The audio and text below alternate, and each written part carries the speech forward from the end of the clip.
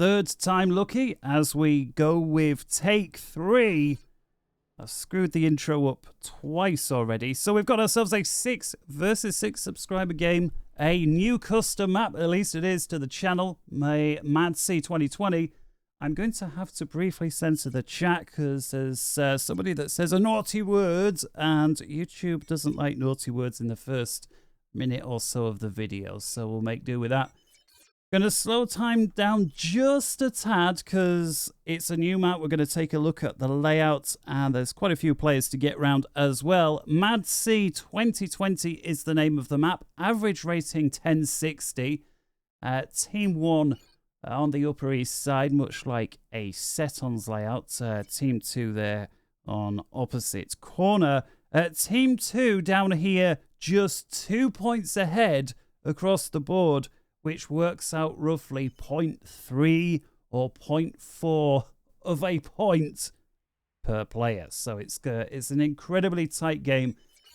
And I'm sure there's somebody out there wondering, well, what on earth does that even mean? Well, it means these teams are so finely balanced that if they were to play versus each other all day, every day, they would need about 1,000 games until there was just one game between them difference on the scoreboard. So incredibly close indeed. All right, let's start introducing our players then while we're at it, because we need to get on with the game. Mutant Gene Pool is our first guy. I think we've had this guy on the channel once before, but it has been some time. He's playing as Seraphim. He's a 700 there in Cyan, going first land. Following the coastline along for Team 1 in orange, we've got ourselves Hank the Wank Tank. What a cool name that is. Far out the highest rated player for his team. We will desensorify the chat now as well. He's going Cybran First Air as orange. As we continue down along the coast in Corky Green, we've got Le Liberator. He's a 900, having gone Aeon first land. And last but not least, for the frontline Team 1 in gold, we've got ourselves Alfeka.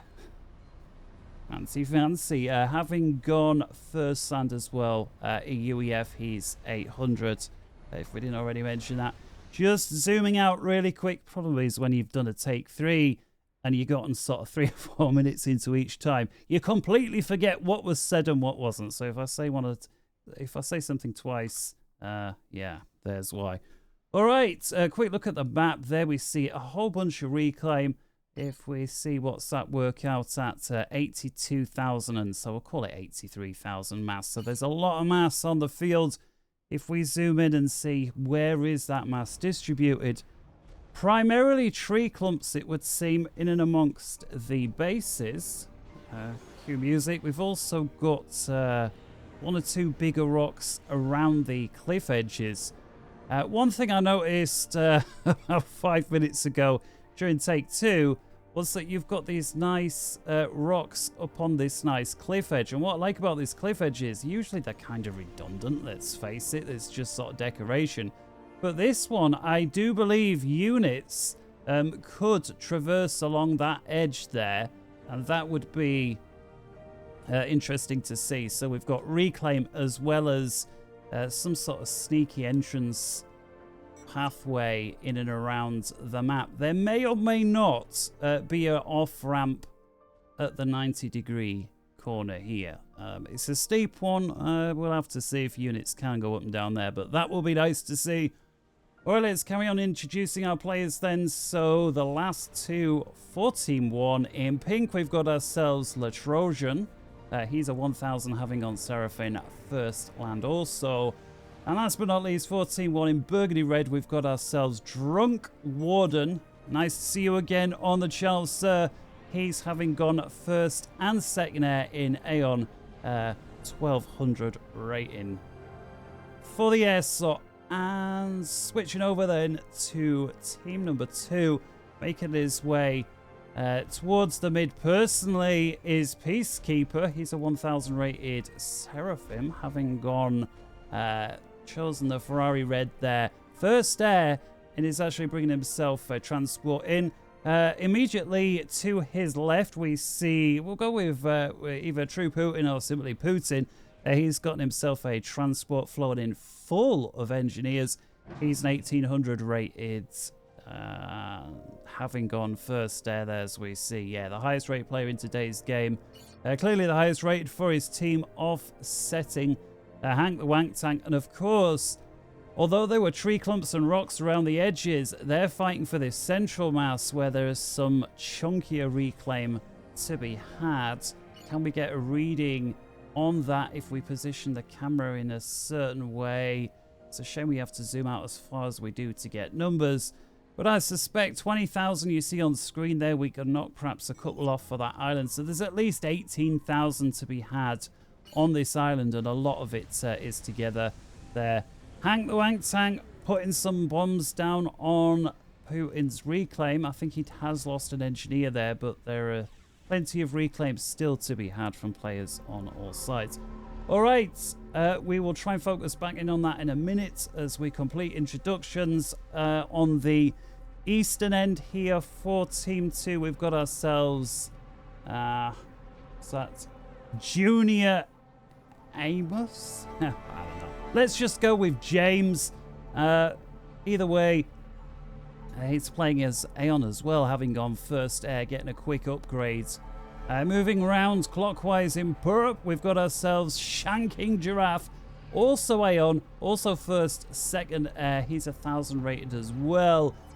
And as we get to our last couple of players in the rear with the gear for Team 2, in blue is Quantum Typhoon. Cool name that is. Certainly new to the channel. He's gone first land, looks like second land as well. And last but not least, in white is an orange dude. It's not. He's what would you call it? Of course, we've got the transgender ways, the transracial. Can we say that? I think we'll get away with it. Either way, he's he thinks he's orange, but he's not. Well, he's. Let's leave that one there. Leave that one there. It's far too dangerous and sensitive to talk about such things. Either way, he's gone first land, second air there. There's Aeon. You know, I can't stand all the, you can't say this, you can't say that. And, you know, some people like it that way. Most don't. And, you know, I'm from a generation we called a spade a spade. Almost. It was on its way out, but it was almost. You could say things like they were. All right, let's go full speed. As we focus on the mid, quick look at what mass is left. Actually, the two bombs there taking a couple of hundred mass off the factory, as well as destroying the engineer that was working on it. Peacekeeper getting an upgrade with a gun, positioning himself nicely, securing the reclaim in the immediate area.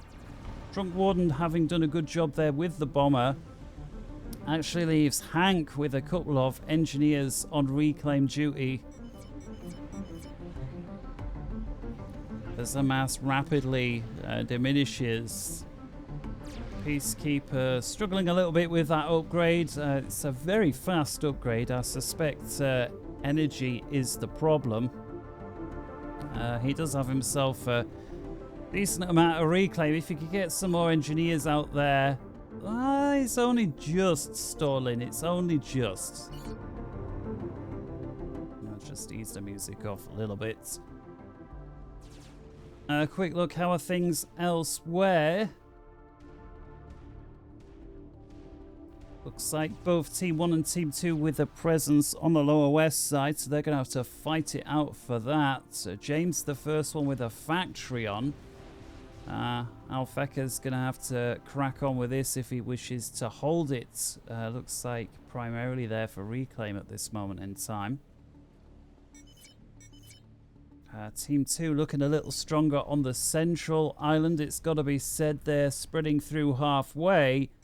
This, I hate it, this, when the AI is a red that's virtually identical to player red. It's actually a hair brighter, but very difficult to tell from a difference. In any case, the island there still waiting to be taken. And as we go on to the upper west side, looks like Team 2 slightly beyond the 50-way mark as well. So where you look right now, I think it's fair to say Team 2 have the upper hand early on. Yeah, so once again, thank you to Rueben for sending this game in. If it's crap, blame him. If it's good, I'll accept your thanks. Give it a thumbs up. Cheeky little reclaim here from Hank, who's found himself a civilian Tech 3 bot. He's about halfway through that. You can see the engineers actually consuming energy to capture. When I say reclaim, I mean capture. Actually using energy, as they always do, to capture units. This is a straight reclaim.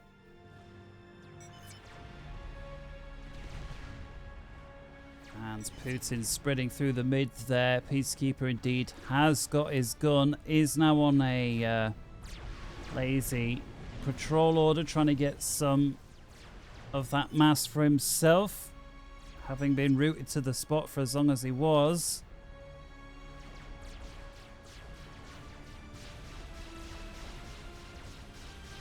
And here is the fight that we were suspecting would evolve. On the lower east side, I beg your pardon, Alfeka, who has managed to get himself a single factory online. He's going to maybe want more than that. If we come to the mid, Hank has achieved the capture, and as such is no doubt the first player in the game to have a Tech 3 unit of any description inside the first 8.5 minutes. I won't want to stand near a commander Peacekeeper who doesn't have access to overcharge, but that doesn't really matter too much. He does now, and we see a little bit of dancing there from Hank as he gets out of range. It's unclear if he did eat one overcharge. I suspect he did. As the Titan's shield drops down, I can only imagine Peacekeeper's going to get himself a second storage online as soon as he can.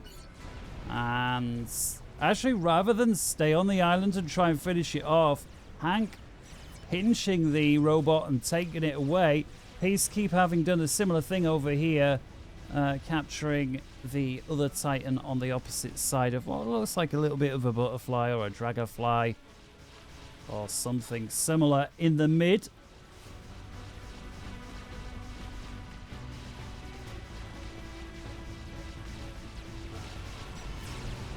We got ourselves another Titan over here from Orange Dudes. Gets itself overcharged from Mutant Gene Pool. The two opposing players on the northern side of the map. Putin in the Navy now, together with Hank as well. We also have a little bit of a presence from Peacekeeper as well as Liberator. I think we'll stick with Liberator. However, Latrosian in the rear there with 5 Navy yards, has more naval yards than anybody else combined.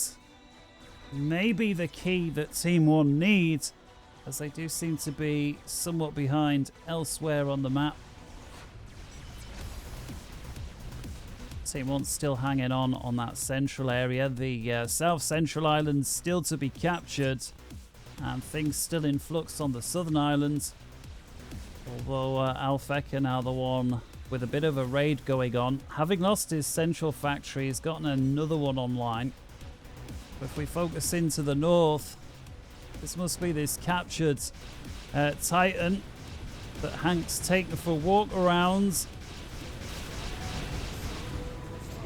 Runs away from the Tech 2 headquarters there from Orange Dudes. Attention must have been elsewhere because there was only a obsidian there to stop that.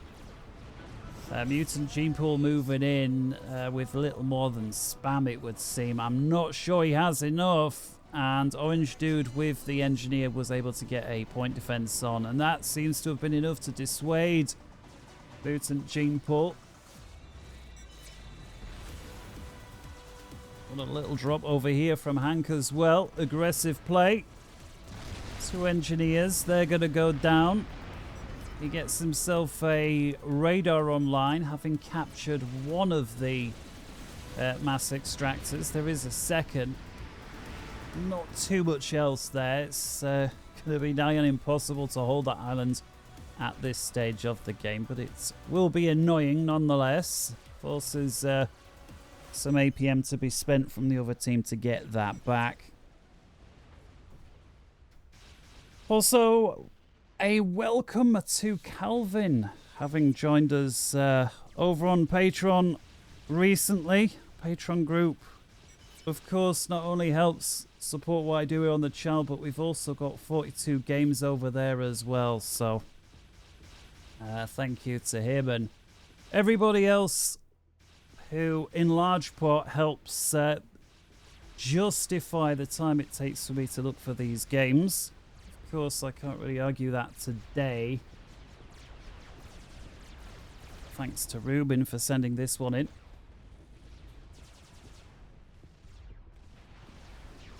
Alright, as we're just past 12.5-minute mark then, the Titan continues to be very effective in the raid. No immediate answer to that from Team 2. We've also got our first destroyer that's inflicting damage from the same player, Hank. No surprise there, the highest rated player also being the most aggressive. However, he does have a couple of destroyers bearing down on his location, so he's going to want to run away. Whether Peacekeeper is 1,000 rated or not. Trojan pumping out Tech 1 subs en masse, it seems, for now.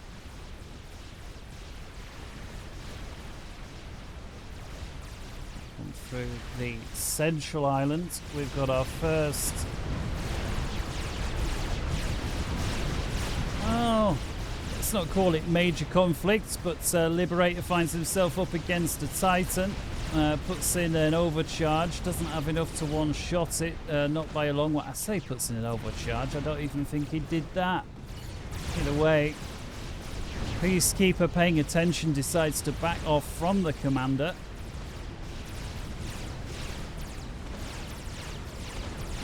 And it looks like the Titan there almost going down to Tech 1 artillery. Always a shame when T3 units die to mobile artillery. Players looking elsewhere. Meanwhile, the shanking Garaf here with just a handful of Tech 1 bombers causing a whole load of trouble for Alfeka, who doesn't seem to have anything available to deal with these bombers. Loses a Tech 2 mass point. Meanwhile, further north, this surely can't still be the same Titan, but you know what? I think it is. Hank having a lot of fun with this guy. 21 kills is a 2-star and still in no immediate sign of death. This here is Peacekeepers managed to hang on to his Titan as well, and looks like they're going to be ejecting Team 1 from the central islands, and with it will get themselves the wreck from the battle. And what's that, 4 land factories and quite a few mass extractors. We've got another 4 mass extractors to be had up here as well. So this, a successful win from Team 2's point of view. Liberator at least has himself a safe retreat through the ocean. His team, and maybe this is going to keep Team 1 in the game, at least for the foreseeable. They have Navy, but with Team 2 having such a huge amount of extra eco thanks to that central island, that Navy's going to have to pay for itself pretty quickly, and they're going to have to put Team 2 under pressure and fast to ensure that Team 2 can't just convert all of that mass into fast experimentals, making for what would be an otherwise quite quick game. Silver lining, however, for Team 1, they have managed to capture the upper east side, or the upper west side, should we say. That was previously in Orange Dude's hands, although he hadn't locked it down, but he was certainly had a T2 land headquarters over there.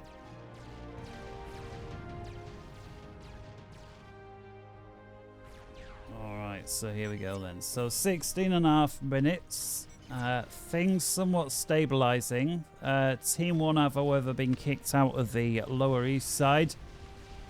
James taking control of that area.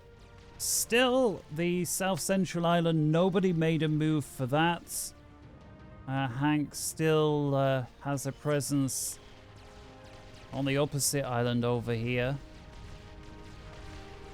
And again, with ourselves, what have we got? 1, 2, 3, 4. We've got 5 sub 1,000 rated players.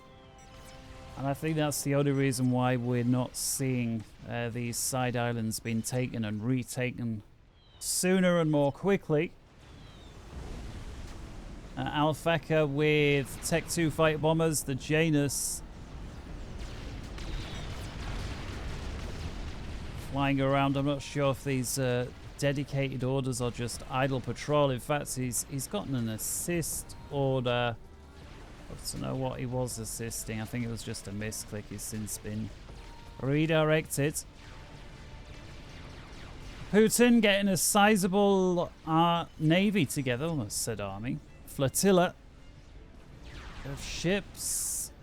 Peacekeeper with his cruiser, the Seraphim. So he's going to have himself the missiles. Actually, tap missile in that South Central Island. No doubt going to be making a move for that at some point. Yeah, and this is what needed to happen from Hank. Start putting pressure on this Central Island. Do not allow the enemy to get a foothold and get secure and then benefit all that mass. I mean, the best way to play is to make them spend mass on defensive structures long enough that it's costing them mass, but not so long that they're able to lock it down. You know, the ideal spot would be, you know, they locked it down 90%, which will, of course, mean the maximum amount of investment. You see that actually from the top players. You know, your typical player would see an enemy working on something expensive, something dangerous, they'd immediately shut it down. The top players, they'll notice it and they'll sometimes, just let them keep building, let them keep investing a whole load of mass in it, and then they'll come and bomb it either just before or just after it's ready to go. Very deliberately so.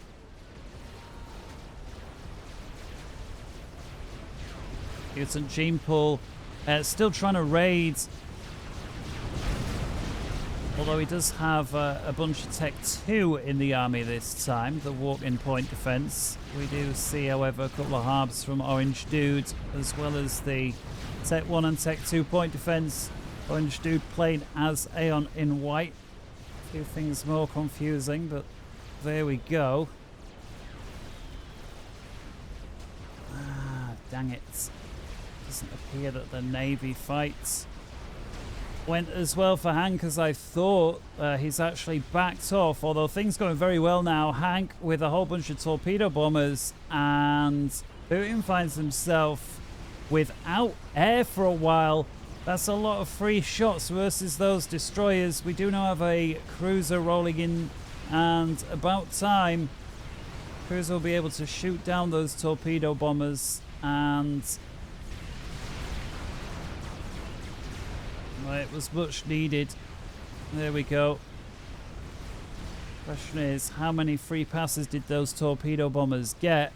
And was it enough to let Hank walk through with his navy? And the answer is, I don't think so. Putin still appears to have numerical superiority, but a lot of these destroyers heavily damaged. So while it may appear that he's got more ships, I'm not entirely sure he has more hit points.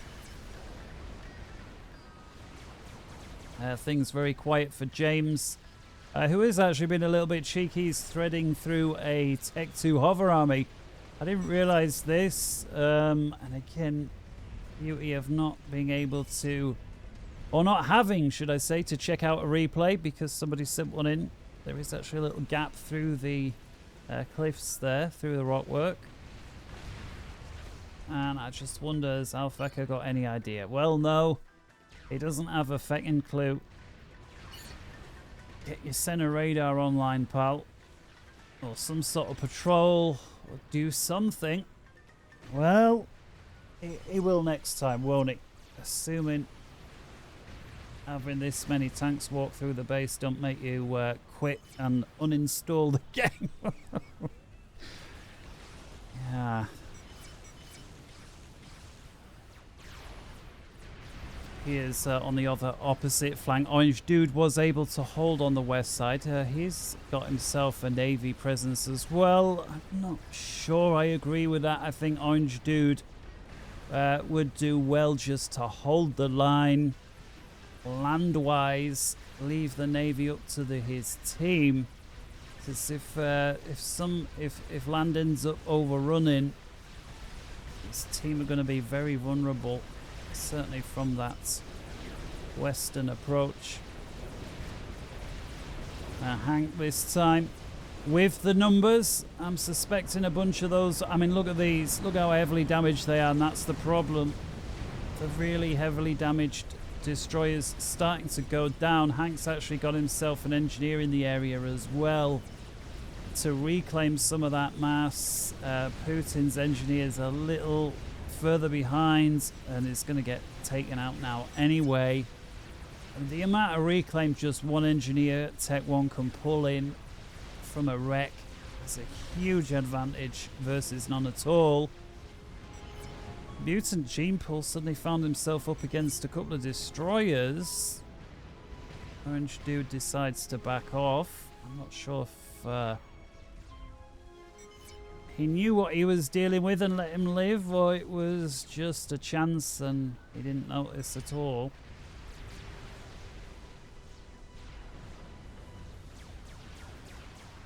But the two 700s facing off. I mean, they're going to be aware that you don't take out necessarily the weakest player on the opposite team, even if you're his opposite number. And I respect that.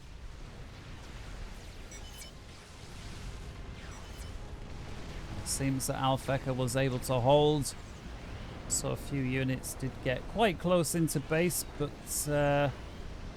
obviously not that much damage. Has himself some point defense back here. Only a few kills though. Commander didn't have any kills, so he must have done it through. Oh, there we go. He managed to spit out a few T3 bots just in time. He did have a Tech 1 radar, in fairness, immediately surrounding his base, so he will have had a few moments' notice.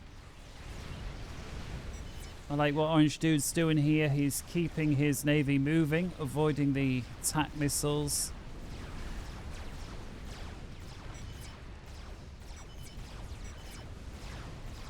Cruiser wouldn't hurt.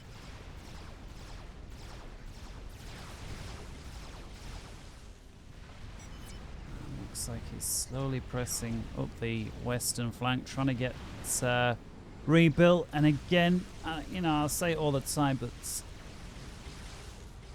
you know, even if they didn't have the player scores next to the name, the speed at which a player, okay, let's assume you lose a front, whether you're day one beginner or whether you've been playing 10 years as a 2,500 rated player, like whichever where you fall, the speed at which you rebuild your units on that lost bit of land that is arguably yours once you know the fight's done and dusted is almost directly correspondent with how highly rated a player is.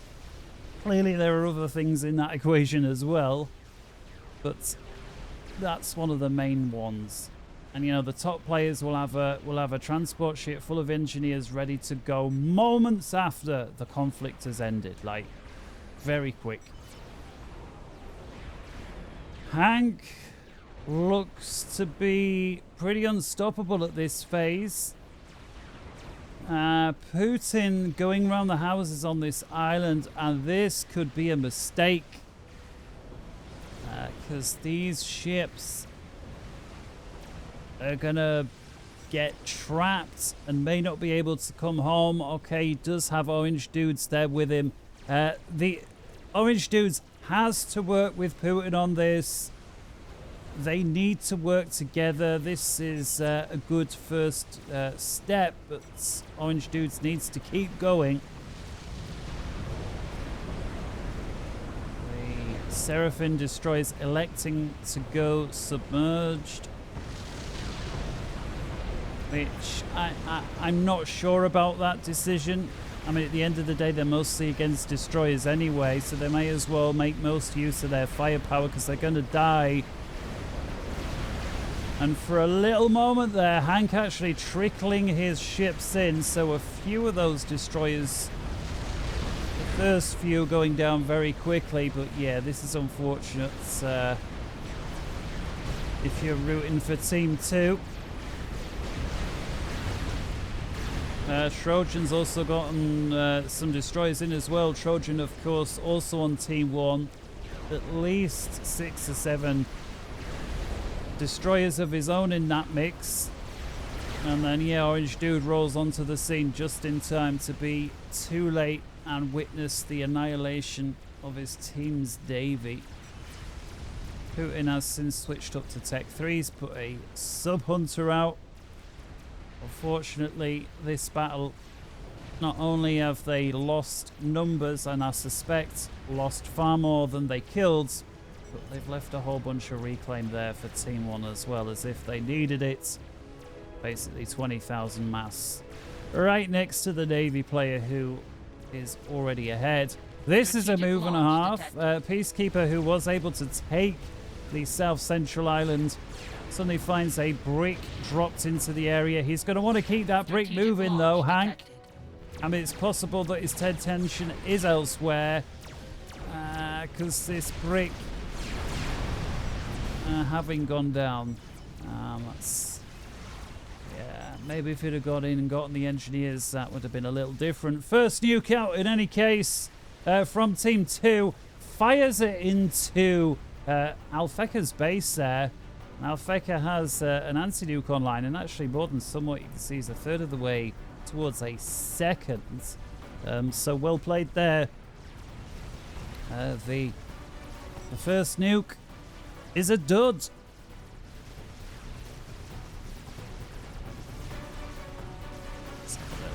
We've got at least 3 players doing Navy there from Team 1. A whole bunch of T2. Peacekeeper, where he's going to want a micro, is just going to lose his Navy. Of course, T3 sub beats Tech 2 destroyer. However, when you've got this many destroyers and so few Tech 3 subs, I'm not so sure. Putin's going to want to keep moving. I mean, that sub went down. Very little damage.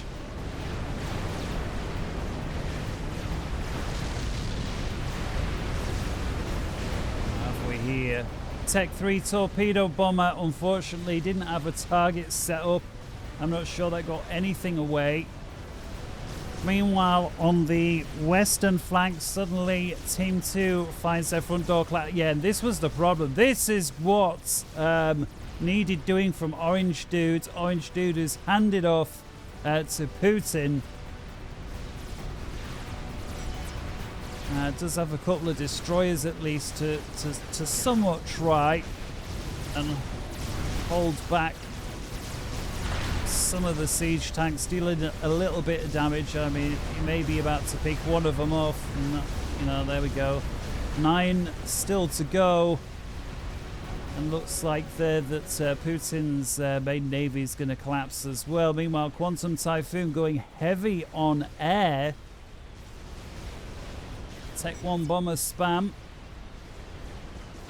The opposite number a little slow to react air-wise, so this may be able to plug the tide for now. Still got a bunch of siege tanks. And that's going to be Orange Dude, I suspect, who was hiding in the water. Indeed it was. Putin having gone Ravager for defense versus the Navy. Also be able to deal with some of this land that gets a bit close. Siege tanks going down quite quickly now, heavily damaged. Quantum Typhoon producing more bombers all the time. there goes one of the Tech 3 Navy bombers. They're shaking Giraffe, responsible for those. They should be able to take out, or very nearly take out, some of these Tech 2 Navy ships. Pritz was actually able to hang on to some of the Tech 3 Navy ships here by putting them right up against the coastline. That was a nice idea, actually. A tactic that I certainly haven't been aware of it until now, bringing ships right up to your coastline and using the T3 Ravagers to defend them from hordes of Tech 2 Navy, and successfully having achieved that goal.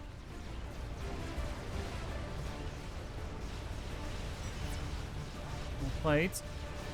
Taking a quick look at Team 1's base, I mean, there's seems very little, if any, threat up there whatsoever as we pass through 32 minutes. Taking a look at mass, Team 1 1.84 million versus Team 2's 1.64 million, I believe it was at the time. Yeah. So we're looking at about 12 percentage points or thereabouts, currently favouring Team 1. But if Team 2 are able to hold on to this, big if, I mean, they have themselves a battleship, but of course that's no good. Sends balls to the wall versus a bunch of T1, but if they can hold, they're going to have an awful lot of reclaim to hand.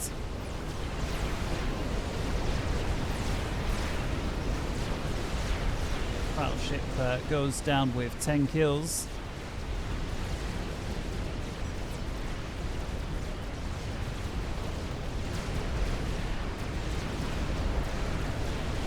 34 kills for the sub-hunter over here. Boots in. Looks like he realises that he absolutely must get re-established in that air game. His Tech 3 torpedo bombers circling over ahead from James. Drunken Warden has put his vodka down for a moment and finally responded to the air threat. Team 2 still controlling the lower east side. Not very much happening over there, but he has upgraded some of the mass to Tech 2.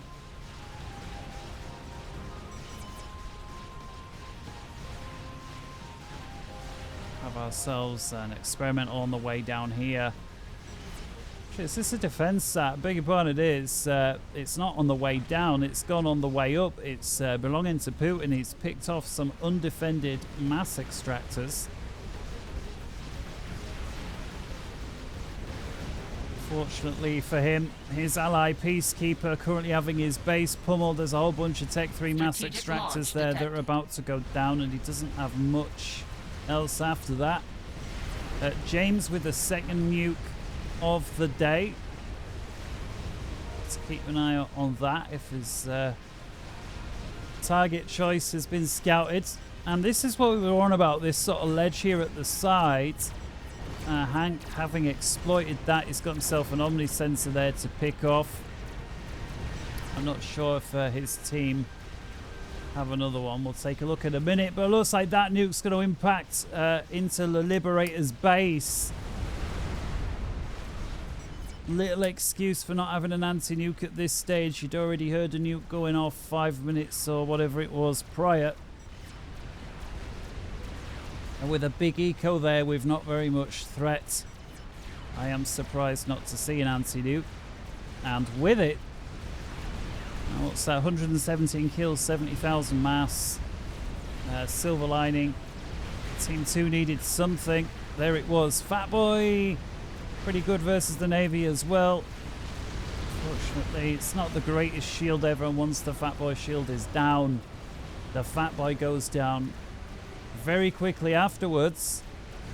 Putin's managed to get himself experimental aircraft carrier online very quick. He's got a pretty big eco there, 300 mass per tick. Enjoying and exploiting the reclaim there. Except Rick gotten a bit far round. Or a few point defense going for it. He's going to finally get rid of it. There we go. Rick is going after the defense sat, also belonging to Putin.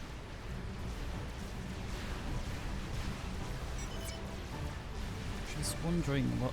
Oh! Got excited there. It's not Putin. It's Trojan. Similar colour, pink, wrong shade. Just wondering, is he ordering the sat around, or is it just... It's now bringing it around, I think. I mean, those mass extractors certainly looked very deliberate. Unfortunately, though, for Putin, a few more siege tanks have rolled in, and he wasn't able to get defences online to stop. And he has gotten himself his second experimental aircraft carrier online, though. And how effective that's been. A whole bunch of reclaiming there. He's already got most of it. Further south, we've got Tech 3 torpedo bombers continuing to roll off the air factory from Shanking Giraffe. Putting a few Tech 1 bombers in for good measure as well. Just as well. Fortunately for Trojan, the destroyers are hitting the cliff, but his battleship is over the top. Strategic launch detected. And that is a nuke versus the nuke launcher there. Question is James able to get the nuke off before the nuke impacts him? And he's running out of the base. Has he already pre-queued an order to fire is the question. I mean, I'm not seeing it, but it's going to have to be very quick. The shield has collapsed in any case. Oh, this is close. Fire the dang nuke, pal. Fire it! Oh, it's close. Oh, it's close, it's close. Fire! Oh. The missile was ready, but I don't think there was enough time to get it out the door. It needed a couple more seconds or thereabouts. I think once the animation begins, there's no stopping it, even if you destroy it at that point. I think.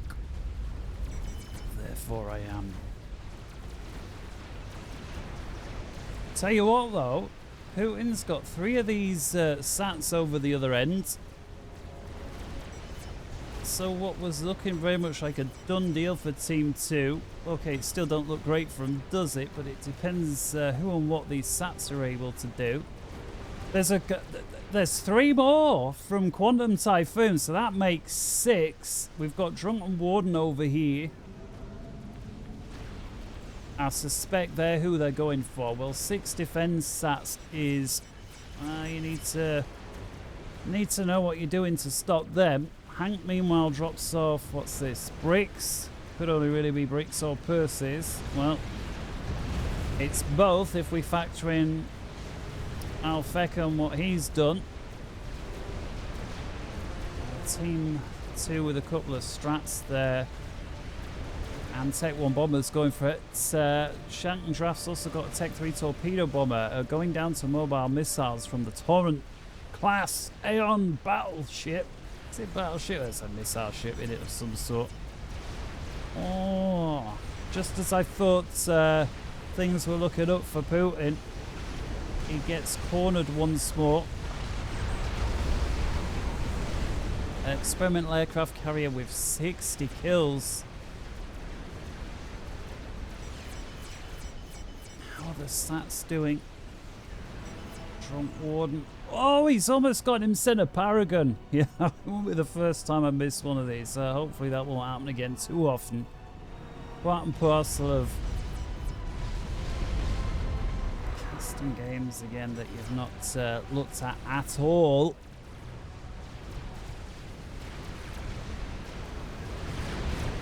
That looks like Shanking Giraffe may have just enough to stop Team 2's base getting overrun, at least at this stage, from the land. Putin doing a pretty good job on the northern side, but Tank with yet another drop. It's 11 further bricks to add to the few units already there from his Team Mutant gene pool. And these bricks, I suspect, will be heading straight towards the sats. There are some point defense here. Question is it enough? Actually, they're doing better than I thought. And Hank may be forced to redirect these bricks. I'm sure he thought those 4 or 5 bricks will be enough to take out the sap, but perhaps a lost opportunity there for Hank. Let's have a quick look. This Paragon is so close. These guys really need to think of something, because Paragon is now online from Drunk Warden. Of course, if the sats were to get through, that thing is extremely volatile. Problem is, though, for Team 2, that they were already losing, I think it's fair to say, despite the investment that went into that Paragon. Hank with another nasty drop.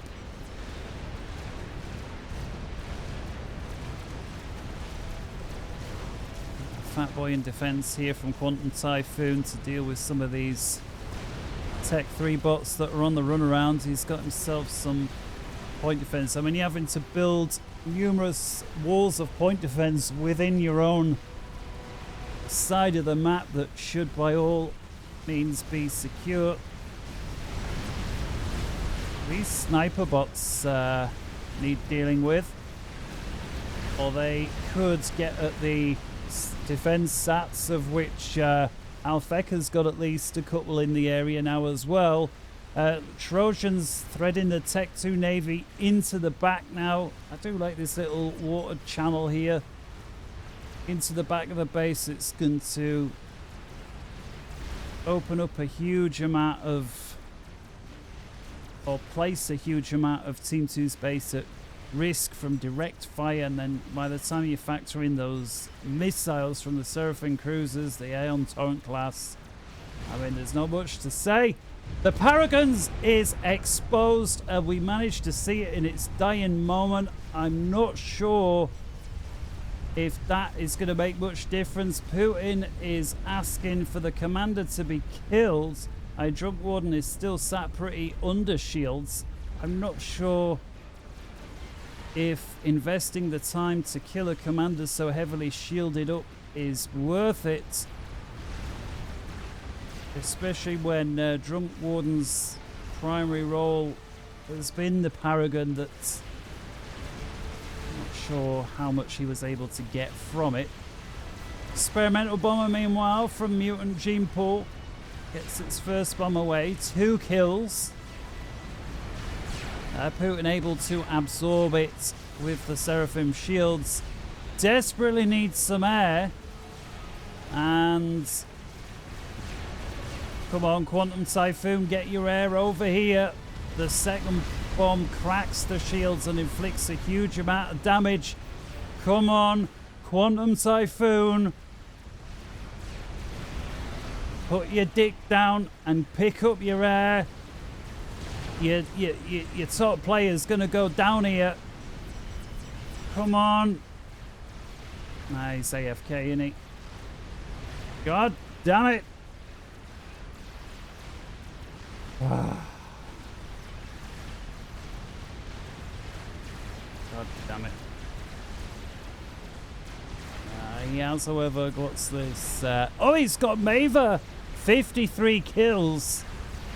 I did see some artillery impacts, I think, when we were looking at the Paragon.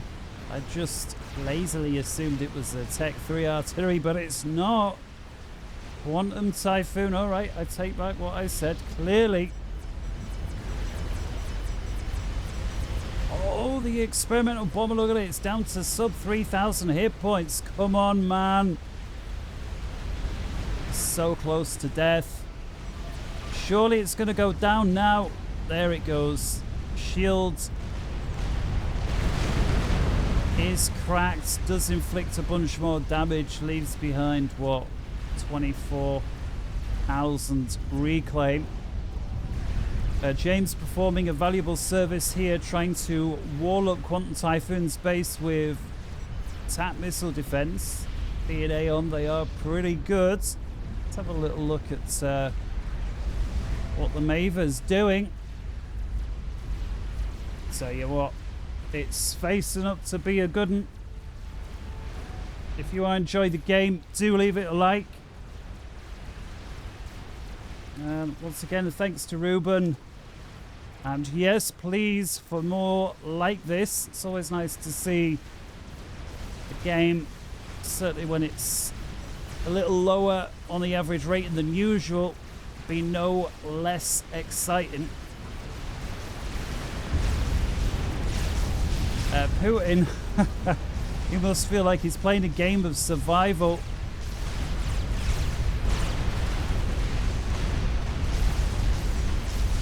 He's desperately trying to keep his nuke defense online. There's 4 missiles in the clip. I suspect if that goes down,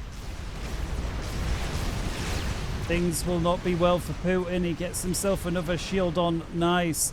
Liberator defeated by Quantum Typhoon. That can only be as a result of the Maver and the defense sats all under the control of Quantum Typhoon, allowing him to make one better. Putin's managed to hold on to his 3 as well. Don't say I really thought that Team 1 had this in the bag and it was just a case of, oh well, there's maybe a sort of a glimmer of something with those defense sats, but then I saw the Maver and 2 dead players later, all of a sudden all bets are off. This still could go any way. We're 46 minutes into the game. Team 1 are almost 3-1 ahead on mass live income. More like 2.5.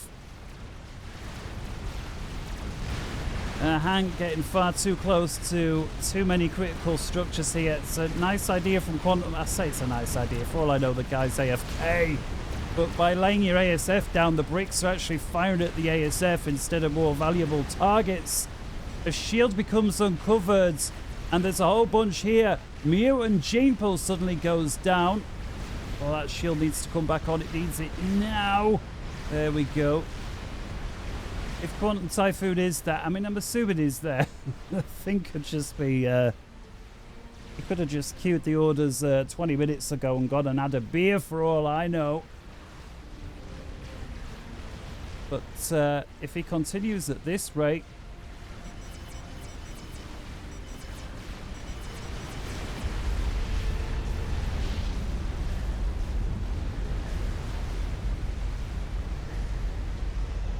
let's see what we have here. Quantum Gateway for Hank. That's about to go. And Hank, oh, let's say Hank, it's the support commander. Got a little excited there, but then I realised now there's no square brackets around it. Oh no! Trojan suddenly breaks through a whole bunch of stuff. The Maver's still on, and 3 of the Sats are still on, but they're not going to hold for much longer. Strategic launch detected. Alfeka suddenly dies. Oh, he fires a nuke from point blank. A nuke battleship at point blank. Well, I don't know if Quantum Typhoon could have potentially won that game. It certainly wasn't over. But as the old football saying goes, it is now. 10 points. Whoever can name who said that without looking it up at Google.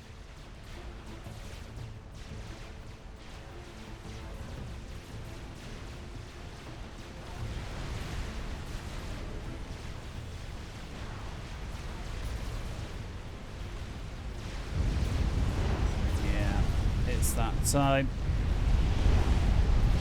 Shankin Garaf realise that it's over. Putin, who's been completely surrounded all game, just like real life, right?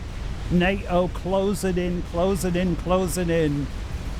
And every time Putin says something, NATO says, well, I don't know what you're talking about. Freedom, democracy, what's wrong? It's like the border used to be halfway through Germany. Now it's on the other side of Ukraine, and you're asking us what's wrong? Oh, that. Yeah. That. Well, I think it's fair to say that Putin hasn't lasted as long as a real Putin in real life. What's he on about? The 28th term. Change the rules again. Monkey Lord coming in. Overcharges it. Always nice to see players that don't give up. Could learn a thing or two from those guys, but wow. Things don't look good, do they? Let's face it. I mean, look how much power that Putin has in the overcharge. He pretty much knocked off half the hit points on that Monkey Lord. There it goes. Oh, and he's just lost a whole bunch of drone kettles. Putin actually still had quite an economy there. And James finally defeated, leaving Putin all by his lonesome as he takes on a further 3 players. I mean, I think it's all over. Imagine if Putin brought it back somehow. I mean, he's trying. He's not giving up. But suddenly the shields collapse. And there it is. Just 0 rated guys filled my team, says Putin. And I guess everyone was 1,000 or less. Oh no, Quantum Typhoon. I'll take that back. The other guys had... they only had 1 guy over 1,000 as well. Well, as we saw, score-wise, it was about as close as it gets. But yeah, it did feel like...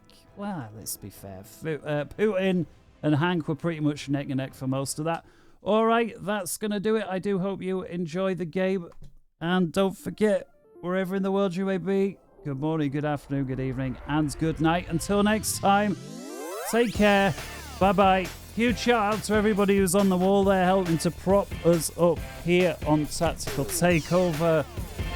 And don't forget, you can check us out over there if you're not already done so. Yeah, it's getting late here. What is it? 20 to 10. Yeah. 20 to 10. Hopefully this will be up in the next hour or so. And enjoy from me. Bye-bye.